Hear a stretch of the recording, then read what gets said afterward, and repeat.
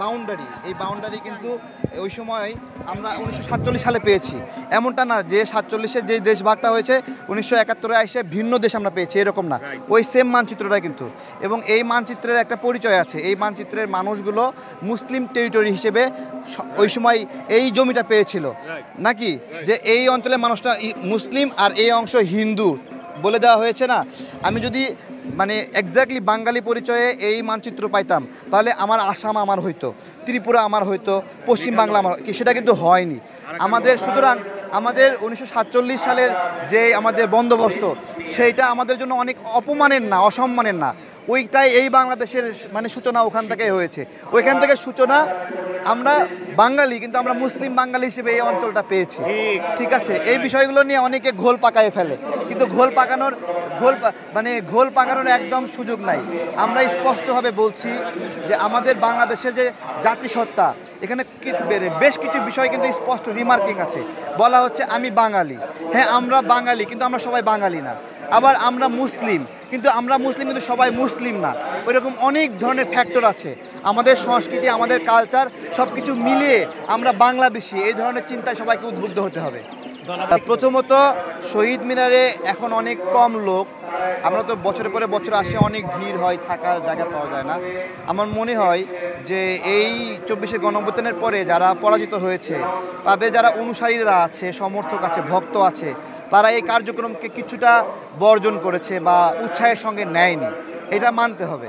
তো আমরা সেই সকল নাগরিকদেরকে বলবো যে আওয়ামী লীগ একটা ভুল করেছে, এটা আপনারা স্বীকার করেন, এটা আপনারা মেনে নেন, এবং এই ভুলের পরে তাদেরকে এইভাবে আগের মতো আর সমর্থন না দিয়ে বাংলাদেশটাকে ধারণ করে সবাই মিলে আসেন, বাংলাদেশটাকে আমরা সাজাই।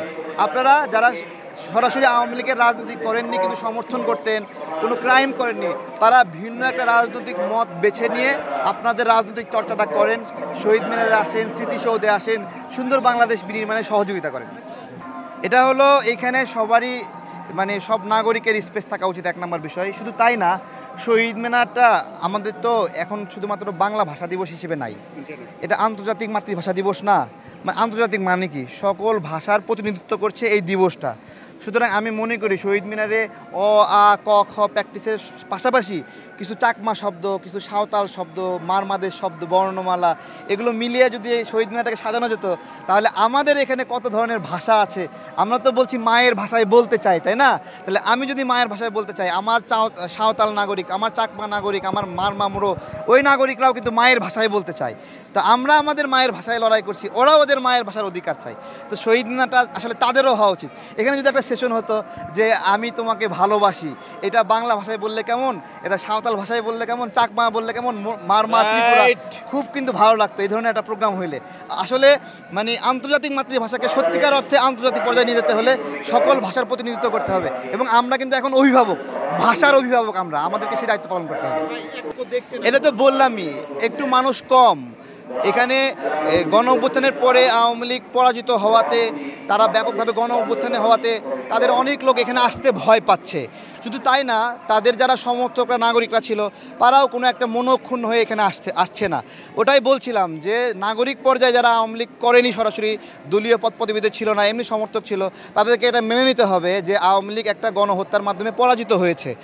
সেই পরাজিত হওয়ার পরে তাদেরকে আবার এখানে আশা করা ওইভাবে ঠিক না।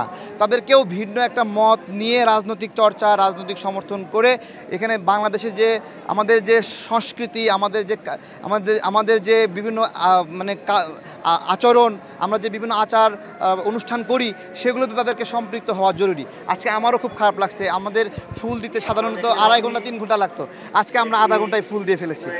এটা আসলে ভিড় হলেই ভালো লাগে, সবাই মিলে থাকলেই ভালো লাগে। 71, 52, 47 এই সবগুলোই আমাদের জন্মের সাথে সম্পৃক্ত। আমাদের প্রত্যেকটা পরিচয় আমাদের এখনও বহন, 47-এর পরিচয় আমরা এখনও বহন করছি, এখনও সেই মানচিত্র নিয়ে আছি। 52-র পরিচয় আমরা এখনও, এই যে আন্তর্জাতিক মাতৃভাষা দিবস আমাদের আছে, সব কিছুই আছে, কোনোটা অস্বীকার করা যাবে না। অনেক পুরনো হয়ে গেছে, তো ধীরে ধীরে কালচার থেকে আস্তে আস্তে মানুষ দূরে সরে যাচ্ছে।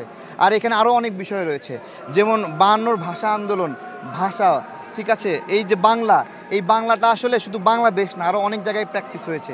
সুতরাং বাংলায় মৌলিক অনুষ্ঠান, মানে বাংলায় মূল অনুষ্ঠান, এইটা থেকে সরে আসছে, কারণ এই বাংলাটা বিশ্বের বিভিন্ন জায়গায় বাংলা ব্যবহৃত হয়। সুতরাং বাংলা শুধু আমার না, বাংলা আসলে অন্যান্য দেশেরও, কিন্তু এখানে আরও অন্যান্য পরিচয় স্পষ্ট হয়ে উঠছে ধীরে ধীরে।